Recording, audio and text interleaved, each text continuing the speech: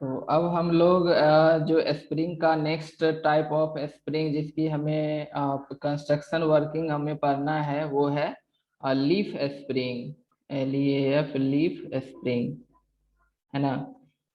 ये जो फिगर में हमें दिख रहा है भी यही हमारा क्या है, लीफ स्प्रिंग है।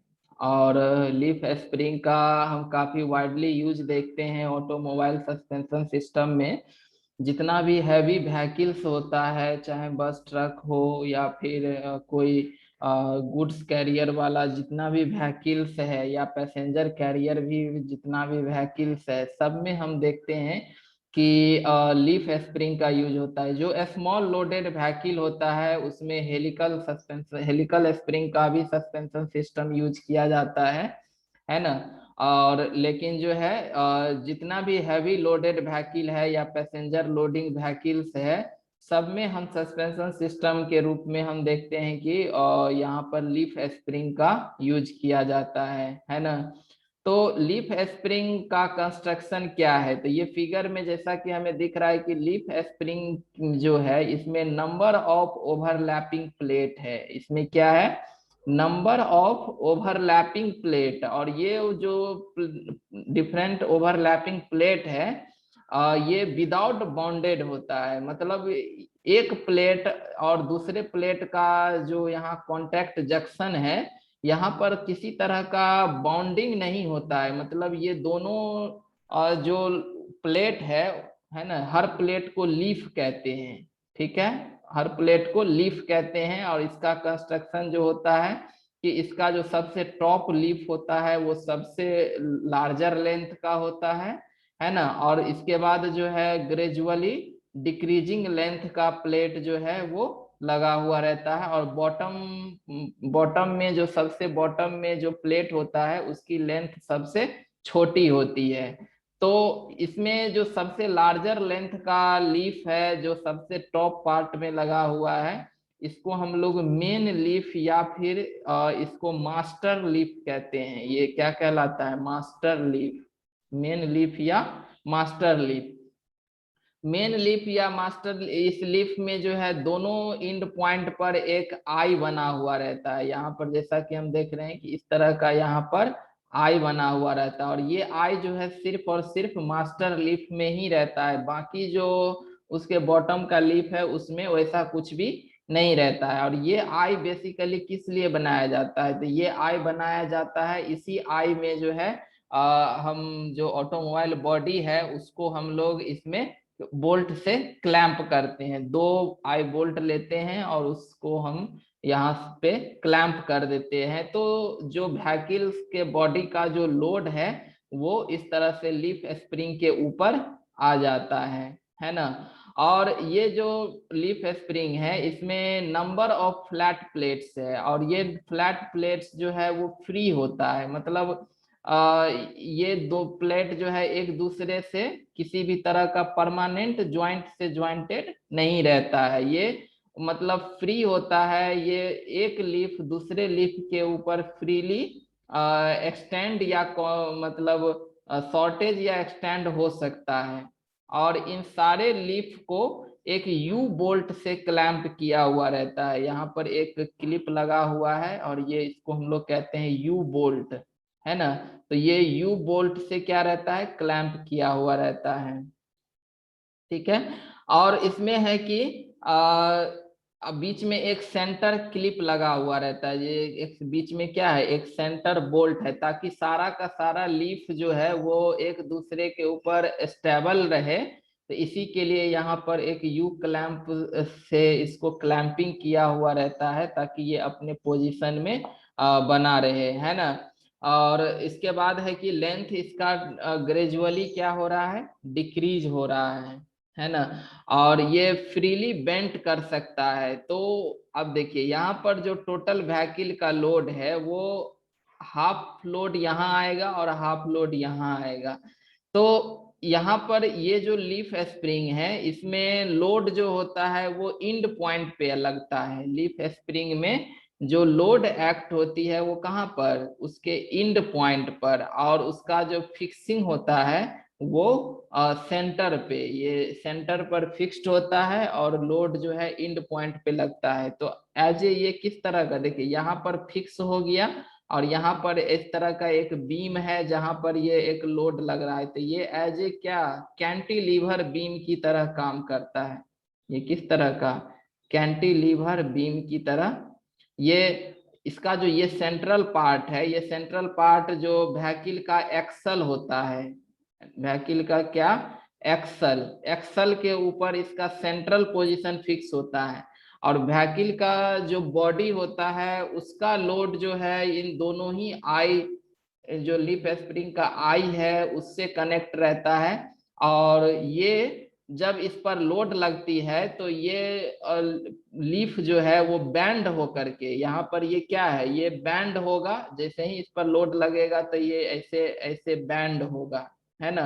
अब बैंड होगा तो इसी बैंडिंग के ड्यूरेशन में ये अपना एनर्जी को ये क्या करता है, स्टोर करता है। और फिर जैसे ही अनलोड होगा तो ये वापस स्प्रिंग बैक होकर के अपने पोजीशन में चला जाता है। तो इस तरह से लोड लगने पर ये एनर्जी को एब्जॉर्ब किया और जब अनलोड हुआ तो एनर्जी को रिलीज किया, यानी एक तरह का ये हमें स्प्रिंग एक्शन दे रहा है। दूसरी बात, स्प्रिंग का डेफिनेशन में हम बताए थे कि स्प्रिंग वो एलिमेंट्स होता है जहां पर हम लोड लगाएंगे तो वो डिफ्लेक्ट करेगा और अनलोड करेंगे तो वो वापस अपने पोजीशन में शेप एंड साइज को गेन कर लेगा। तो यहाँ भी क्या है, जब ये लोड लगेगा तो ये बैंड होकर के इसमें डिफ्लेक्शन होगी और फिर अनलोड होगा तो ये वापस अपने पोजीशन में चला जाएगा।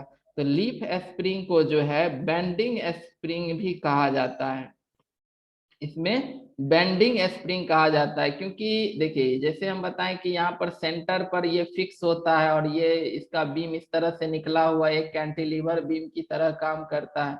तो कैंटिलीवर बीम के इंड पॉइंट पर लोड लग रहा है, तो लोड लग रहा है तो अगर हम यहाँ पर इसके सेंटर पर एक मोमेंट लगेगा, अगर यहाँ से लेंथ इसका एल है तो डब्ल्यू इंटू एल मैग्नीट्यूड का इसके ऊपर क्या लगेगा, मोमेंट लगेगा। तो अगर मोमेंट लगेगा तो बेंडिंग स्ट्रेस डेवलप होगा। तो इसमें जो डेवलप्ड स्ट्रेस है वो बेंडिंग स्ट्रेस डेवलप करता है। देखिए ऐसे भी हम लोग पढ़े हैं कि कोई भी एक कैंटिलीवर बीम होता है उसके ऊपर अगर कोई लोड लगती है तो इस बीम में शियर फोर्स और बेंडिंग मोमेंट दोनों डेवलप करता है। बट शियर फोर्स का इफेक्ट जो होती है यहाँ कम होता है बेंडिंग के तुलना में, है ना। यानी कि शियर फोर्स लगेगा तो शियर स्ट्रेस डेवलप करेगा और बेंडिंग मोमेंट अगर लग रहा है तो बेंडिंग स्ट्रेस डेवलप करेगा। लेकिन यहाँ पर जो शियर इफेक्ट है वो बेंडिंग के इफेक्ट में बहुत ही कम वैल्यू है, तो नेग्लेक्ट कर देते हैं। तो इसको हम लोग मानते हैं कि ये प्योर बेंडिंग में है और इसमें जो डेवलप्ड स्ट्रेस है वो बेंडिंग स्ट्रेस डेवलप कर रहा है। इसीलिए इस लीफ स्प्रिंग को बेंडिंग स्प्रिंग भी कहा जाता है। और इसमें हर लीफ जो है वो एक फ्री है, यानी जैसे ही इसको अगर हम लोग यू क्लैंप को अगर हम लोग खोल देंगे तो ये सब लीफ जो है वो अलग अलग हो जाएगा। ठीक है, तो इस प्रकार का ये लीफ स्प्रिंग का क्या हुआ, कंस्ट्रक्शन हो गया, है ना।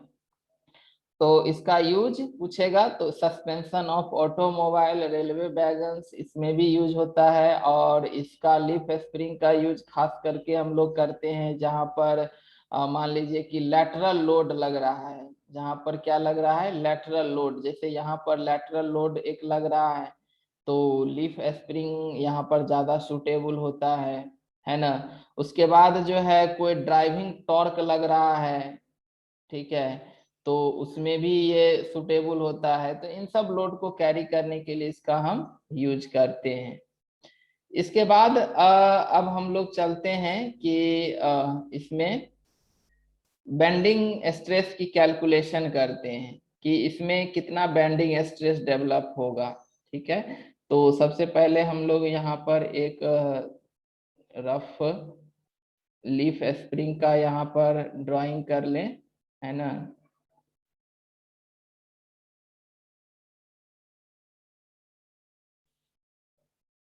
ठीक है, तो ये हमारा लीफ है और ये यहाँ पर क्या है, कनेक्टेड है एक यू बोल्ट से। यहाँ पर ये एक यू बोल्ट से कनेक्टेड है। ठीक है। तो अगर मान लीजिए कि व्हीकल का लोड पूरा W है, तो इन दोनों साइड में जो है क्या आएगा, इधर भी W/2 आएगा और इधर भी क्या आएगा, W/2 आएगा। यानी ओवरऑल मान लीजिए कि इस पर लोड और इसका रिएक्शन यहाँ पर अगर W है ना, सेंटर पर अगर रिएक्शन यहाँ पर W है, तो इन दोनों ही एंड पॉइंट पर क्या जाएगा, आधा आधा लोड जाएगा, W/2। और यहाँ पर जो थिकनेस है, इसको हम लोग टी मान लेते हैं कि टी जो है यहाँ पर हर लीफ का, देखिए जितना भी लीफ होता है, यूज होता है इसमें, वो सब लीफ का थिकनेस और उसका विड्थ सेम होता है, बस लेंथ जो है वो ग्रेजुअली डिक्रीजिंग होता है। यानी कि टॉप लीफ जो है सबसे बड़ा लेंथ का होता है और बॉटम लीफ सबसे छोटा लेंथ का होता है, और वो ग्रेजुअली टॉप से बॉटम की तरफ लेंथ उसकी डिक्रीज करती है। बट थिकनेस जो है लीफ का, वो हर लीफ के थिकनेस सेम होगा, और लीफ का जो विड्थ है वो भी उसका सेम होगा, है ना। अगर हम लोग मान लें कि टोटल यहाँ पर अगर मास्टर लीफ पे अगर ये एंड पॉइंट पे लग रहा है, इसकी अगर लंबाई को अगर हम लोग L मान ले, तो इसमें जो मैक्सिमम बेंडिंग मोमेंट होगा, मैक्सिमम बेंडिंग मोमेंट, तो मैक्सिमम बॉन्डिंग मोमेंट जो है एज ए कैंटिलीवर बीम की तरह काम कर रहा है। तो कैंटिलीवर बीम में जो मैक्सिमम बेंडिंग मोमेंट होता है वो कहाँ लगता है, यहाँ पर, जहाँ पर उसका फिक्स होता है। तो यहाँ पर सेंटर पर फिक्स है, तो सेंटर पर मैक्सिमम बेंडिंग मोमेंट लगेगा, तो maximum bending moment at centre, तो ये बराबर क्या हो जाएगा, तो W/2 इंटू L/2, यानी WL/, क्या हो जाएगा, 4 हो जाएगा। इसके बाद जो है देखिए, तो ये बेंडिंग मोमेंट तो ओवरऑल लग रहा है, लेकिन अगर हम इसमें अब ये बेंडिंग मोमेंट का जो मैग्नीट्यूड है WL/4, ये तो टोटल हो गया ना सेंटर पे लगने वाला। तो यहाँ पर नंबर ऑफ लीफ है, ठीक है। तो लीफ स्प्रिंग फेल कर जाएगा अगर इसमें से एक लीफ भी अगर टूट गया, है ना, तो हम लीफ स्प्रिंग को फेल्योर मानते हैं। तो ये बेंडिंग मोमेंट का जो मैग्नीट्यूड है, इसको सारा लीफ मिल के कैरी करेगा, सब लीफ जो है अपना डिस्ट्रीब्यूट करके, मतलब वो कैरी करेगा, तो किसी एक लीफ पर जो है वो कम जाएगा, है ना। तो इसको अगर हम लोग निकालें कि bending moment resisted by each leaf, her leaf जो है वो कितना बेंडिंग मोमेंट को रेसिस्ट कर रहा है, तो टोटल बेंडिंग मोमेंट WL/4 है, और हम लोग यहाँ मानते हैं कि ये मैग्नीट्यूड का जो बेंडिंग मोमेंट है उसको सारा लीफ यहाँ पर मिल के कैरी कर रहा है, सब बराबर बराबर कैरी कर रहा है। तो किसी एक लीफ के ऊपर जो बेंडिंग मोमेंट जाएगा वो जाएगा W/4 इंटू N। यहाँ पर N क्या है, तो नंबर ऑफ लीफ है, यहाँ पर जितना नंबर ऑफ लीफ है उसमें से N से अगर डिवाइड कर देंगे, तो ये एक लीफ पर लगने वाला बेंडिंग मोमेंट हमें निकल जाएगा, ठीक है। टी को हमने क्या माना है, टी यहाँ पर लीफ का थिकनेस है, लीफ थिकनेस है, और बी जो है यहाँ पर क्या है, विड्थ ऑफ लीफ है, लीफ का विड्थ है। ई को हम लोग मान लें अगर यहाँ पर यंग मॉडुलस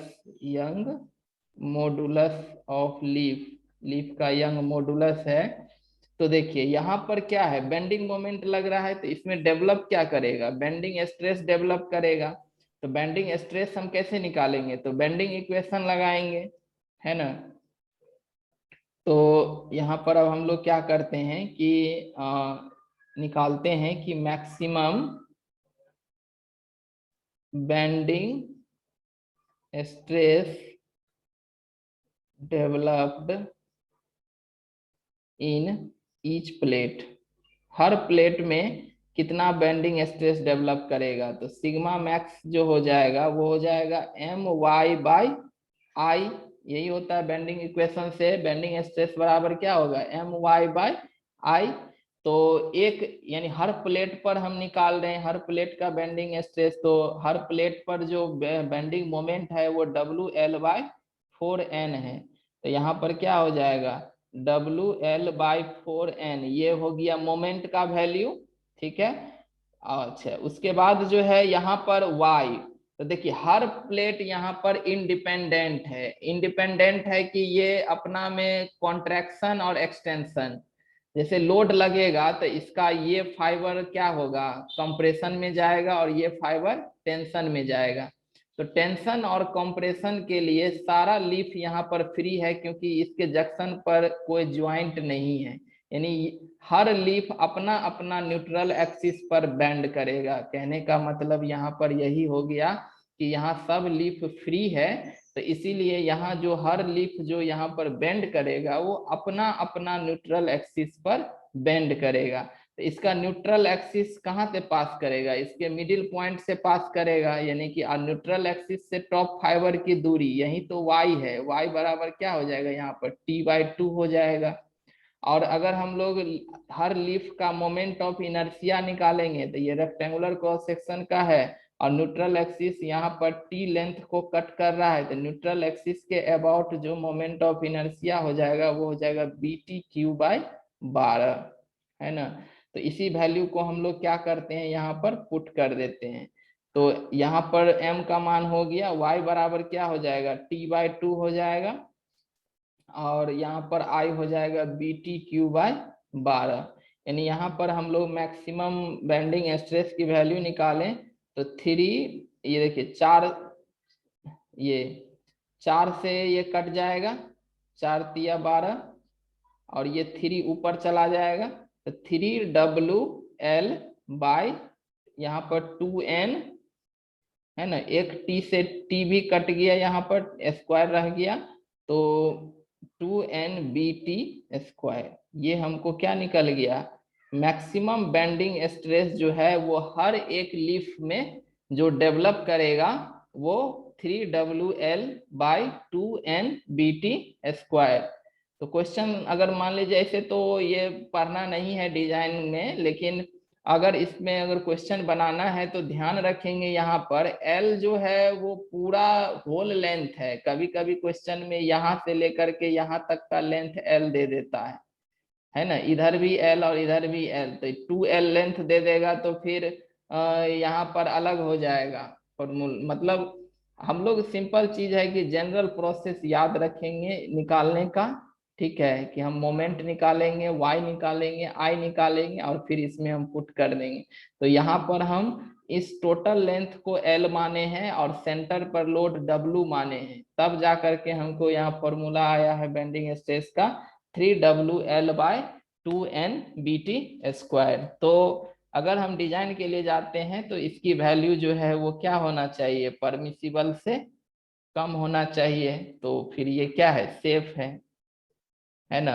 अगर हम लोग इसकी डिफ्लेक्शन की बात करें, तो डिफ्लेक्शन की बात करें तो जैसे कि एक कैंटिलीवर बीम है और एक लिफ में अगर जो डिफ्लेक्शन हो रहा है, मान लीजिए कि जैसे यहाँ पर W/2 लोड लग रहा है, यहाँ पर से L/2 इसका डिस्टेंस है, तो डिफ्लेक्शन मॉस में पढ़े होंगे कि जब कैंटिलीवर बीम के ऊपर किसी इंड पॉइंट पर अगर यहाँ पर लोड लगती है, तो इसमें जो डिफ्लेक्शन होता है वो होता है क्या, PL/Q। Y बरा यहाँ पर डिफ्लेक्शन जो होगा वो हो जाएगा PL/Q, P नहीं यहाँ W है ना, तो W/2 है, तो W/2 इंटू L/2 का Q/3EI होता है ना।